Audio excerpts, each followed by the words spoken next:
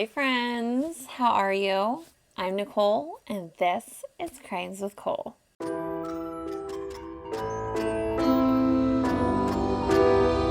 hello. How are you guys doing today? I hope you all are having an amazing day and are ready for another crazy case. In today's case, we're going to be talking about a rather familiar case. Like, I am almost positive you heard of this before, and if not, you've heard of a case just like it. And the reason why this case drew me in is because Lifetime made a movie about it. And fun fact about Nicole is I love Lifetime movies, the old ones. The newer ones they're not my cup of tea. But they had made a movie about it called Tall, Hot, Blonde. And as many times as I have seen this movie, I've never really actually once stopped to actually look up the facts on the case. Usually, whenever Lifetime has a true crime movie, I'll Google the case on commercials or a boring part. But with this one, I never did until now, when I started to do true crime stories. So either way, today we will be talking about the case of Thomas Montgomery. Thomas Montgomery was a 46-year-old man who had a wonderful wife and two amazing daughters. He had been in the Marines when he was younger and then was discharged. And around the same time that he was discharged from the Marines, his daughters were shortly born after. And this really gave Thomas a purpose in life. I mean, he did everything with his girls. He coached their swim team and he even taught Bible study at their local church, which the girls had attended. And he was just an extremely active father. But like all kids, the girls grew up into teenagers and they started wanting their space. They wanted to hang out with their friends more and be on the phone instead of outside kicking a ball with their dad. Just normal teenager changes that we all go through. That left Thomas with a lot of extra spare time. A lot. He had been at his job now for 12 years and would play cards every Friday with some of his buddies from work. His marriage wasn't the best. Thomas struggled with ED issues, which can cause a lot of strain on a marriage if you don't communicate about it. And they certainly were not communicating about this problem. Thomas and his wife barely even spoke. His ED issues had left them both feeling a certain way. I'm sure his wife felt like she couldn't turn her husband on, and I'm sure he felt embarrassed and less of a man. They just kind of kept their distance and they didn't talk much. And because it was the same thing day in and day out, he decided that he was going to get on a website called Pogo.com. And this website had card games on it, but you can also chat with the members that are playing the card games on the website as well. In late spring 2005, Thomas decided to join, and Thomas's username for this site was Marine Sniper 1000. He had joined a group for teenagers, and when the user Tall Hot Blonde Big 50 messaged him telling him that his profile stated he was a 46-year-old man and that this chat was for teens. Thomas panicked, and this is when he had become Tommy Montgomery. He thought maybe the police were lurking for people online who are creeps and preying on children. So that's why Thomas had messaged back Tall Hot Blonde and told her that he was actually an 18-year-old Marine named Tommy, and that his dad, Thomas Sr., had created this profile. She had introduced herself as Jessie, and like her username had said, she was in fact a tall, hot blonde. Jessie was a 17-year-old beautiful girl who lived in a small town in West Virginia. She had lots of friends and played sports. She was planning to go to college after high school, but didn't have too many plans on what she wanted to do with her life after college. She had told Tommy how she had felt lost. She didn't really know what she wanted to do with her life, but that she just wanted out because she and her mom didn't get along. The conversation just carried on from there, and Tommy started opening up to Jessie. He told her about how he had lost his mom at age 11 to cancer, and that really left him feeling alone. His mom was his world, and he felt so lost and hopeless after he had lost her. He couldn't understand why it happened to him, not someone else. Like, why was it his mom? Why do other people just seem to have the perfect life and nothing bad happens to them? He just had a lot of questions after his mom passed, and he didn't get the answers to them. And because of that, when Tommy was in high school, he had brutally attacked and sexually assaulted a girl. At that time, he felt like she had this perfect life and it wasn't fair. He never got caught for this, and he felt so guilty about it. It ate and ate and ate at him, and because of that, he started to withdraw from people. He kept to himself. He became emotionally numb and distant, and it really seemed like he didn't care much about himself or anyone around him. He was in this small town in New York and hated his life. Tommy then went on to tell Jesse how becoming a Marine and going to boot camp was really the only thing that kept him focused on his future, knowing he had the opportunity to turn his life around. Jesse felt bad for Tommy. She felt like he had been through a lot, and she decided to give it a chance. And she sent Tommy some pictures of her. Some were of her playing sports, and others just of her smiling, and some were of her in a bikini.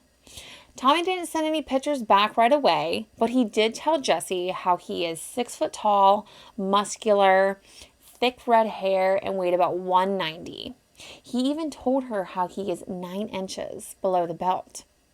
As the two continued to conversate, they shared more and more information about one another. Tommy told Jesse how he had a black belt in karate and a bullet scar on his shoulder and right leg, and how he would become a Marine soon. And everything Tommy was telling Jesse, Jesse was eating it up. The two talked all the time. It went from talking in the chat room on the pogo.com card site to emailing. Then they just started texting and even calling on the phone. They were very flirty with one another and talked about everything, intimate things, personal things, and even about things they wanted out of life. And one of those things was to be together forever.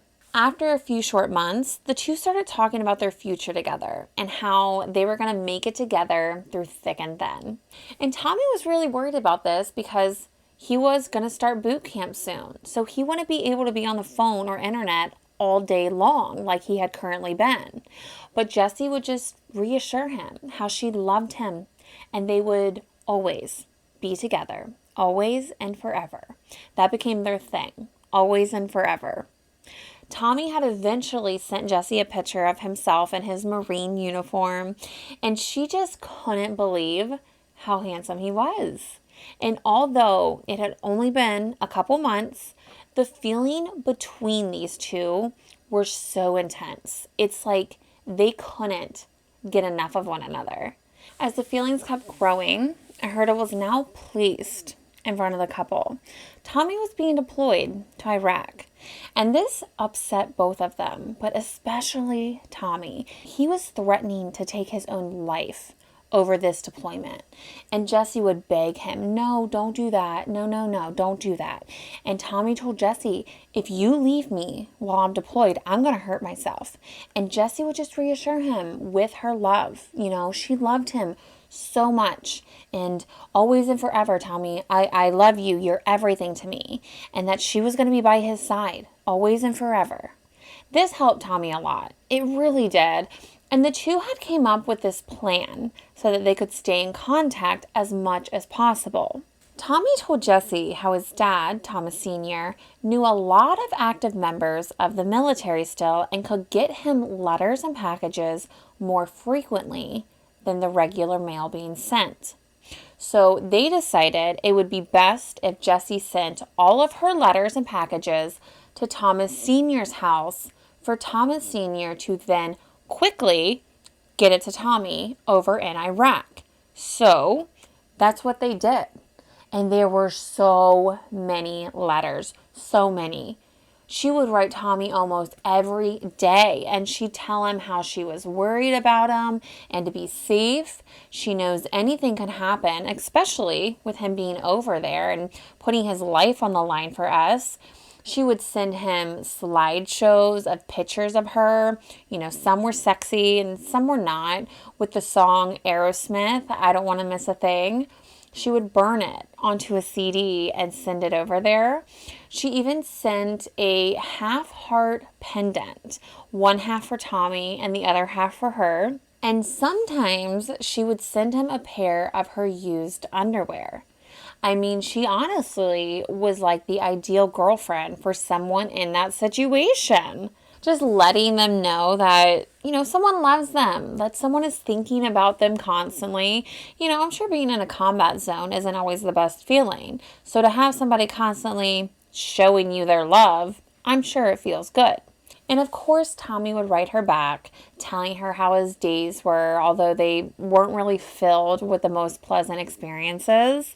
He'd tell her he loved her and missed her and couldn't wait to talk to her on the phone again. But Tommy started growing jealous. He was occasionally allowed to go online, so he would log on to thepogo.com and play some cards. But he also saw that Jessie had been talking to other guys. She had made a second account, Peaches0617, and started talking to multiple men on there. This infuriated Tommy. He told Jessie she was not to speak to any other guys, whether it was online or in person.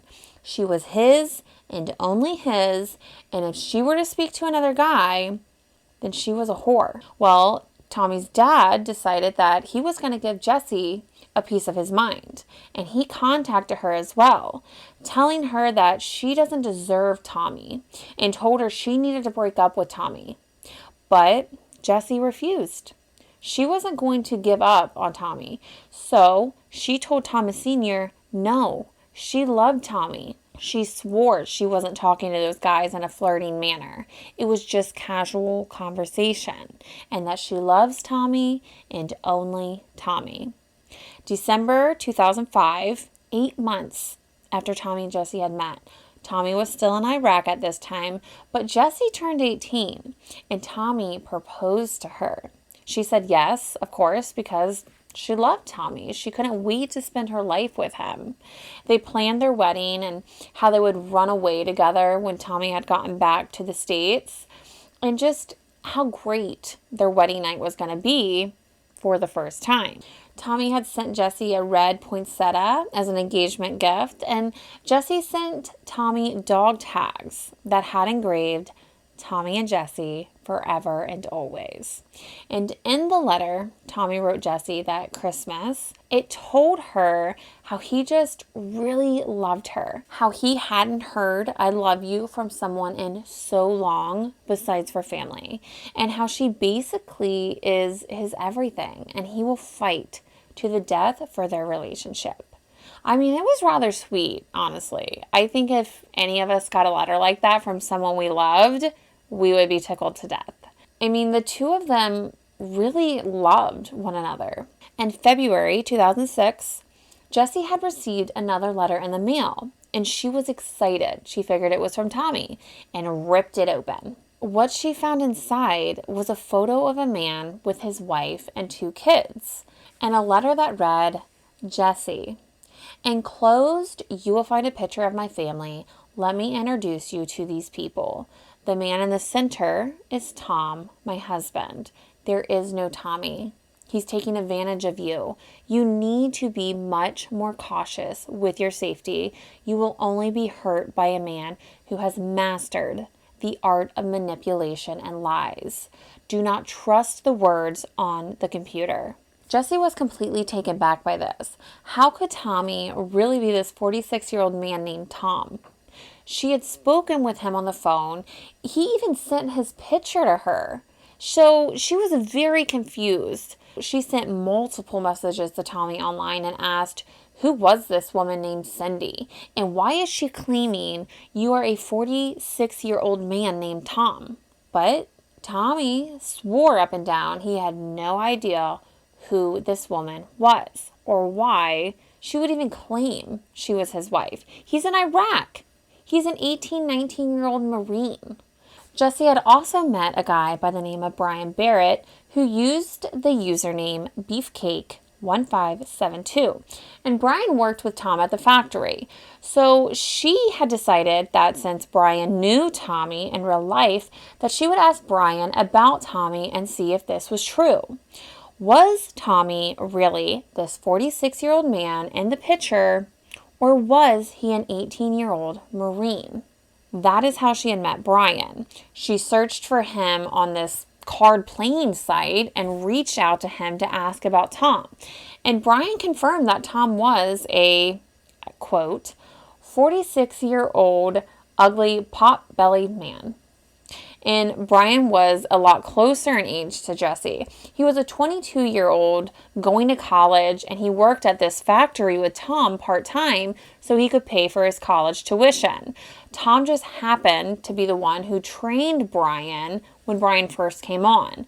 However, eventually, Tommy came clean. He told Jesse the truth, that he was indeed the man in the photo. He was a 46-year-old man, and that Tommy was who he used to be 20 plus years ago. Now, he is Thomas Montgomery, a husband and a dad, and he had been at the same job for almost 12 years now. But Tom was in very deep with this relationship with Jesse. He even wrote a letter to himself on January 2nd, 2006, saying, Tom Montgomery, 46 years old, ceases to exist, and he is replaced by an 18-year-old battle-scarred Marine. He is moving to West Virginia to be with the love of his life. All the paperwork is set. Birth certificate, social security card. He is a strong, good-looking, battle-hardened boy. He has millions in the bank. It almost seemed like he was manifesting this life, like if he thought about it enough, it would come true, that he would somehow turn into this 18-year-old version of him again. He even told his coworkers at work about how he had this younger girlfriend. He was very much, this relationship was becoming very much a part of his reality. It wasn't just, let me jump online, chat and pretend I'm someone. It started to consume him. He would come home and kick his daughters off the computer and stay on the computer for the rest of the night when he got home from work. And because of this, because of his addiction to being on the computer, his wife Cindy took notice. And she had a gut feeling Tom was hiding something. So she started snooping one day while he was at work. And that is when she had found the dozens upon dozens of letters from Jesse. She then got on his Pogo account and saw all of the messages on there between Tommy and Jesse. How Tom created Tommy so he could talk to this 17-year-old girl. And she was pissed. Probably hurt and felt betrayed, but upset with Tom for doing this. She felt extremely sorry for Jesse because she's a 17-year-old girl who is believing someone on the internet that she has never met. It sounds like some of us, believing everything that someone puts on the internet. So that's when Cindy decided to write Jesse a letter telling her the truth, that there is no Tommy, and Tom created him based on who he was 20 plus years ago. Tom was sent to live in the basement. As you can imagine, Cindy was upset. But Tom thought she was overreacting.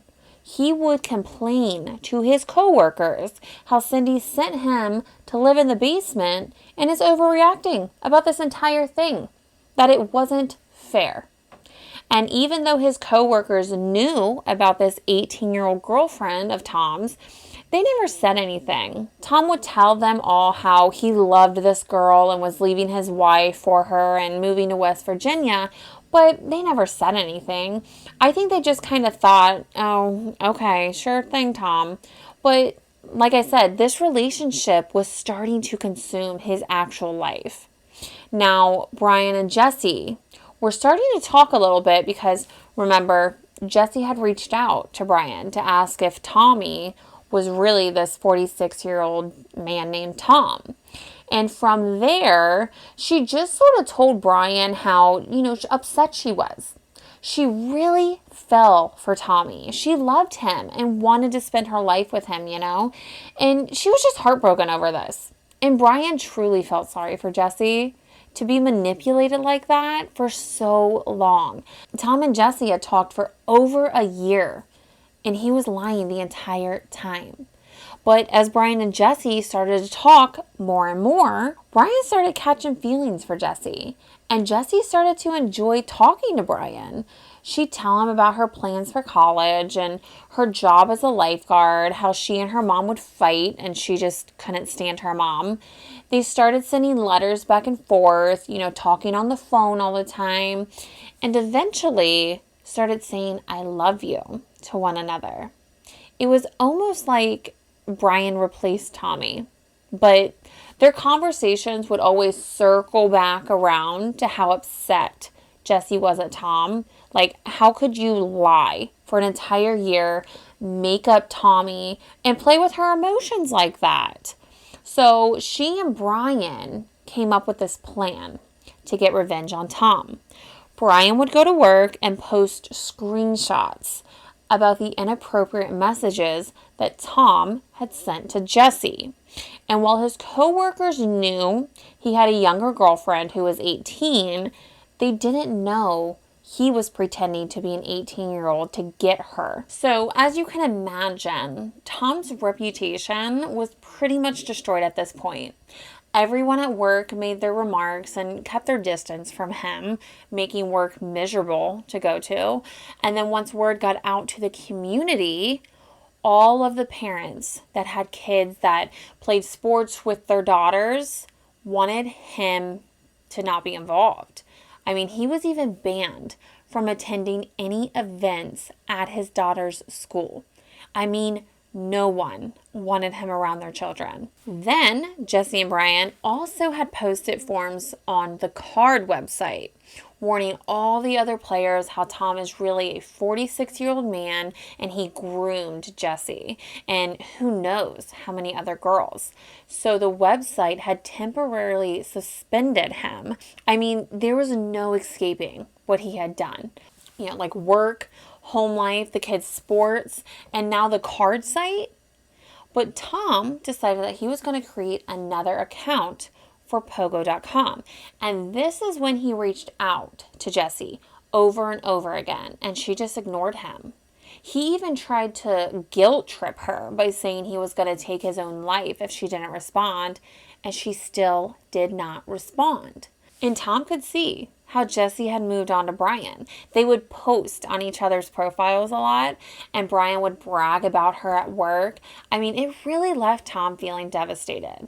But out of nowhere, Jesse messaged Tom and told him how she missed Tommy, and she wanted to be with Tommy so bad. And if he was a real person, then she would be holding him every night. So Tom replies that Tommy could still exist if she wanted him to, but she had to stop talking to Brian. And she agreed. She agreed to stop talking to Brian if Tommy could come back. And just like that, Tommy was born again. And the two of them picked up where they left off like nothing had ever happened. How? I don't know. I don't know how you discover someone who you think is an 18-year-old Marine is truly a 46-year-old factory worker and still continue to pretend that they really aren't. But they did. Tommy was back. And messages between the two became sexual rather quickly.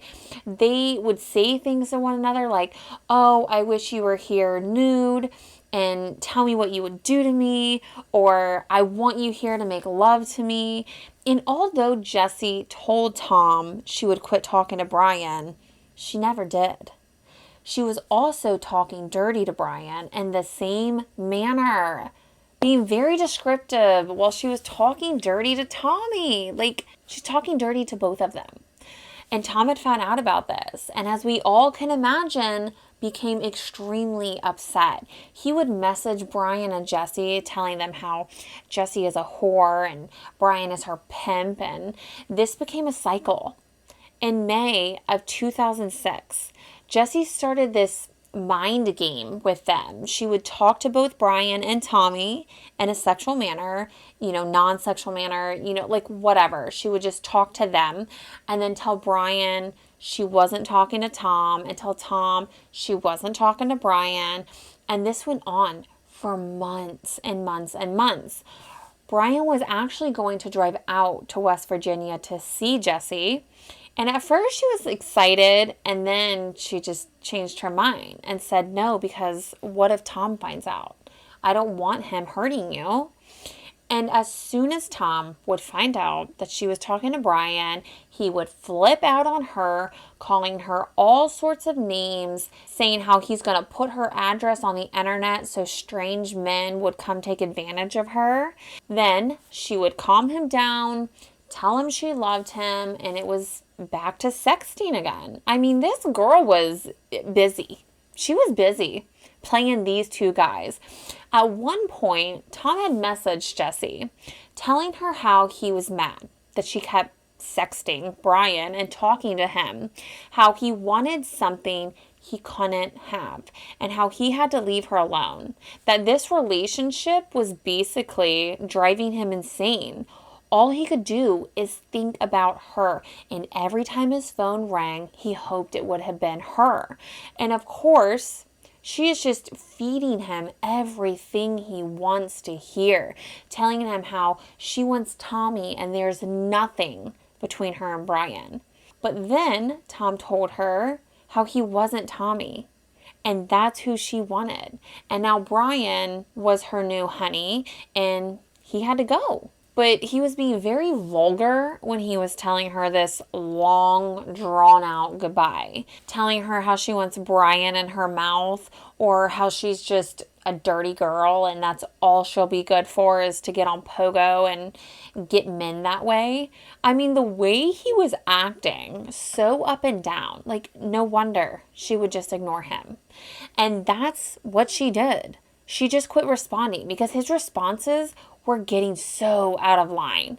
He'd start angry messaging her and just go off, telling her how he knew she and Brian were always together and she's only good for one thing. He'd ask her if she had sucked Brian off that day and just go on and on and on with these immature messages. And at work, since Tom is still seeing Brian every day because they work together, he would make comments to Brian, trying to make him feel bad for coming in between him and Jesse. But then he would go home and get online and something would just come over him and he would just start sending message after message telling Brian and Jesse how he is going to hurt them. He started working out and lifting weights at this time in life and would even tell his coworkers how he was going to hurt Brian and make him pay for what he had done. Tom one time had sat outside and waited for Brian to get off work. And as Brian was walking to his car, Tom would just stare intensely. And Brian felt at that moment that Tom really would hurt him. I mean, this love triangle was, I don't know how you'd even stop it at this point because Tom is he's so in deep with Jesse. Oh God. So September 2006, Tom once again discovered that Brian and Jesse were talking because of something that was posted on her MySpace. Why Brian and Jesse really hadn't just called it quits at this point, I don't know, because it's very clear Tom is going crazy. And he would start up with the name calling again, leaving her nasty messages, posting nasty things about her. He would even call her and scream at her, telling her how horrible she is. And this lasted for several days. On September 13th, Thomas sent Jesse some very personal messages, but she never replied. And he continued to message her until September 16th. And on that day, he decided to tell Jesse goodbye, that he was logging off Pogo and he wouldn't be returning. That same weekend, Brian's family had decided to go camping. And Brian loved camping, but he decided that he was going to stay back this time and take care of the dogs. The family left on that Friday and returned on Sunday, and when they got back home, they couldn't find Brian anywhere. The dogs looked like they hadn't been fed, which was very odd because that's very unlike Brian. He was responsible. And if he said he was going to take care of the dogs, then he was going to take care of the dogs. That Monday morning, the security guard at the factory had seen Brian's car sitting there, which was unusual because Brian never went to work that early. So when he went over to the car to see what was happening, he had discovered Brian there, lying inside his car with a shattered window. He had been shot 3 times. When police arrived, they discovered Brian had clocked out at 10:15 p.m. that Friday night. There were no shell casings found, but there was a gun clip belonging to a .30 caliber rifle, and it was covered in dog hair, and a peach pit near Brian's car. The police asked the nearby neighbors, and they all said they heard gunshots on Friday night and saw some guy walking around in camo. They also asked Brian's family if he had any enemies, and they said no, he was a nice kid. No one would want him gone. His co-workers, though, they told a different story. They told the police how Tom was going crazy over this girl, this same girl Brian had been talking with, and how Tom's behavior had changed and he just became unstable. They told the police how Tom said that if he was ever going to take someone's life, he was going to use a .30 caliber M1A military rifle, and he isn't dumb enough to leave the shell casings behind. Police turned their interest to Tom, but Tom seemed to have disappeared because they couldn't find him anywhere. They were concerned he was going to go after Jesse, so the police called to have a welfare check done on Jesse. At first, the police had called Jesse, and she picked up, and she said she was fine. But they just wanted to see for their own eyes in case maybe Tom was staking out somewhere. So they drove to her house and knocked on the door. When a middle-aged woman answered the door, they asked if they could speak with Jesse. But she told them Jesse wasn't home. She was away at school. This was Mary, Jesse's mother. The police were confused because they had just spoke with Jesse on the phone a couple hours ago. So they were asking this lady, where is Jesse? We need to see her. We need to speak with Jesse. And Mary kept telling the police she didn't have a number to contact Jesse on. Jesse had been at school. She hadn't been home. Like, what did they want from her? She came off very nervous, and not in the manner of someone who has police asking questions about their daughter, but more so like they knew something and didn't want to slip up. The police kept asking Mary over and over again about Jesse, and finally she broke down and told the police that Mary was Jesse, just like Tom was Tommy. Mary had pretended to be Jesse, and to keep her side of the story going, she would send Tom and Brian pictures of her actual daughter. She would walk around and snap pictures of her daughter to send to these 2 guys. She also had walked up behind her daughter, snapping a picture or 2 under her skirt at one point to send them. She would go into her daughter's room and take her underwear to mail to Tommy. She had, like Tom, became bored with her life and turned to the internet for entertainment. She said that she only kept talking to Tommy because she felt he really needed someone to talk to. The police ended up obtaining a search warrant and took Mary's computer. There, they found the fantasy love story that was created between Tommy and Jesse, who was really Tom and Mary. They also found all of Tom's nasty messages about Brian, which reassured them that Tom was still their top suspect. A few days later, when Tom returned to work, someone had called the police, and they asked Tom to come down to the station for questioning. And he said, okay, but first he needed to go grab the bag of peaches out of his car. He didn't want them to go bad. He told police he had nothing to do with Brian's death, that on Friday, he got home around 10 p.m., but his wife Cindy said otherwise. She said Tom didn't get home till closer to 11. When they searched Tom's house, they discovered the dog hair found on the gun clip matched the dog that Tom owned. And they also found multiple guns in his home, but in the gun cabinet specifically, they found a .30 caliber M1A military rifle, which matched the weapon they were looking for that took Brian's life. They also tested the DNA on the peach pit that was found near Brian's car, and it matched Tom's. The police had revealed that Jessie was in fact a middle-aged woman named Mary. That Jessie was her 18-year-old teenage daughter, how he was speaking to Mary this entire time. Tom was taken back by this. He could not believe it. He honestly felt he was talking to 18-year-old Jessie the entire time. Kind of like how she felt she was talking to 18-year-old Tommy the entire time. On November 27th, 2006, Tom was arrested and charged with second-degree murder.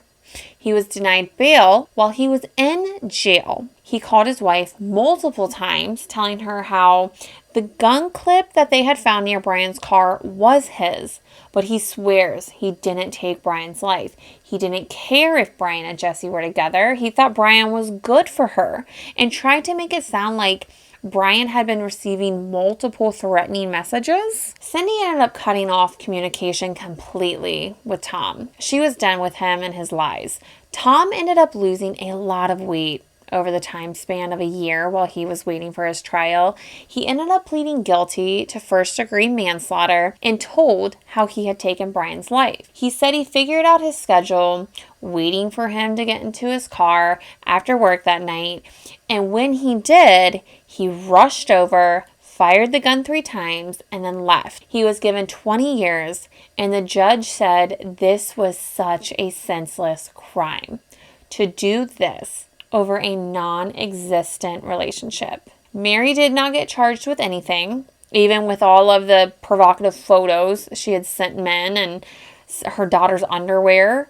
You know, Jessie ended up finding out about this entire situation by reading about it in a news article. She saw her picture and read the article, and that is how she found out. She told her dad, and her dad wanted to divorce Mary, but he didn't. Can you imagine being Brian's family and finding out that these two middle-aged people who are bored with their lives start this online romantic fantasy of who they want to be, and you got caught up in it? And I just think that Mary should be held accountable to some extent.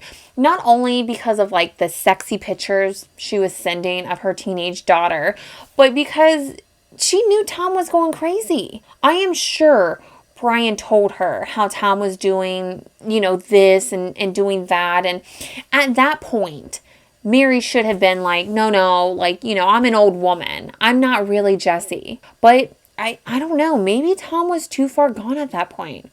I don't know.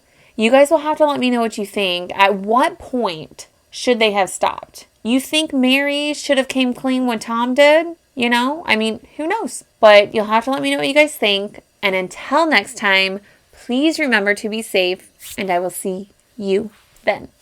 Bye.